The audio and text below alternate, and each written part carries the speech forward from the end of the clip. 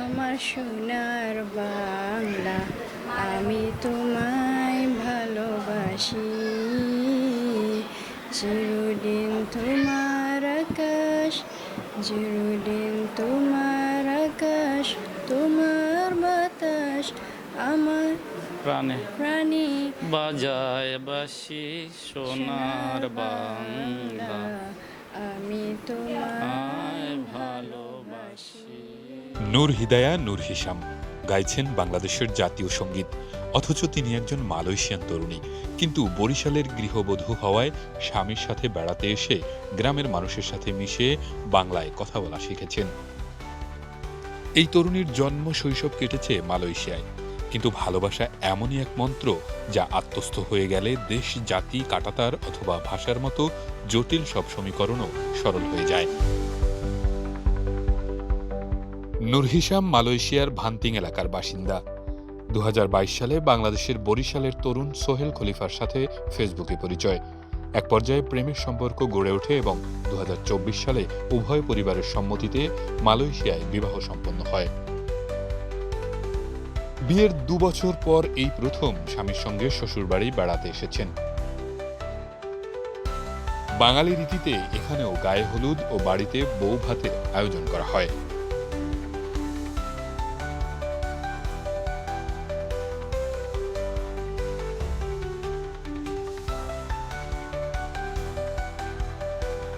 সম্পর্কের কথা জানার পর নূরের পরিবার ভালোভাবেই সোহেলকে গ্রহণ করে এবং সেখানকার রীতিতে বিয়ে হয়। তারা বাংলাদেশি হিসেবে আমাকে, তার বাবা মা সবাই আমাকে যখন আমরা মিট করলাম, তারপরে মূলত তো আমাদের ওই দেশে তো এখন তো মেয়ের ইচ্ছাটা যে রিলেশনশিপটা হয় ওটাই প্রাধান্য হয়।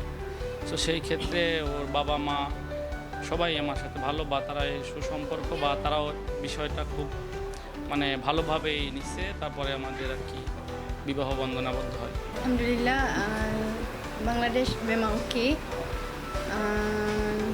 Lagi semua orang layan saya dengan baik. Diorang jaga makan, sayang kat saya lah. ও যেটা বলতে চাচ্ছে যে বাংলাদেশে আসছে, আসার পরে ওর খুবই ভালো লাগছে বাংলাদেশ। তারপরে বাংলাদেশের আমাদের যে আপ্যায়ন বা আমাদের যে আচার ব্যবহার সবই ওর কাছে ভালো লাগছে। সো ও বাংলাদেশটাকে খুবই ভালোবাসে। সোহেলের পরিবারের সদস্যরা জানান 2011 সালে মালয়েশিয়ায় পাড়ি জমান সোহেল পরবর্তীতে সেখানে ব্যবসা শুরু করেন। কোরবানির ঈদের দিন সোহেল তার স্ত্রীকে নিয়ে হজরত শাহজালাল আন্তর্জাতিক বিমানবন্দরে নামেন।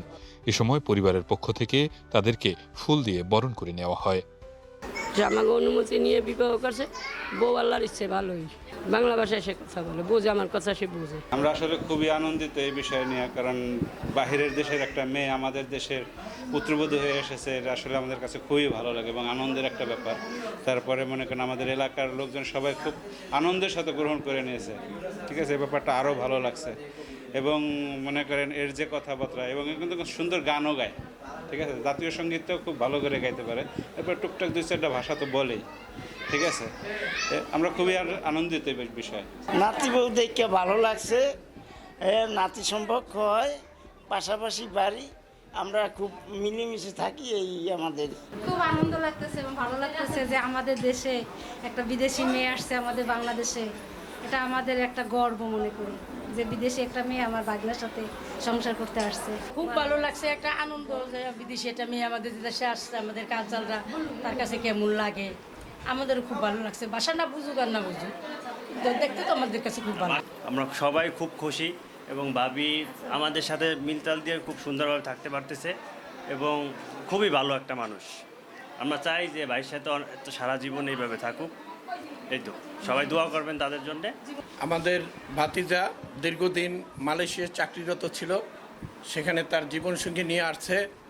আমাদের এলাকার মানুষ অত্যন্ত আনন্দিত এবং খুশি। আমরা দোয়া করি আমাদের এই ভাইয়ের ছেলে যে জীবনসঙ্গিনী নিয়ে আসছে, তাদেরকে নিয়ে তাদের দাম্পত্য জীবনসহ তারা যেন সুখী এবং আগামী দিনে সফলতা লাভ করে। সুদূর মালয়েশিয়া থেকে এসেও নূর হিদায়া যেভাবে বাঙালির সংস্কৃতি ও গ্রামীণ পরিবেশকে আপন করে নিয়েছেন তা সত্যি প্রশংসনীয়।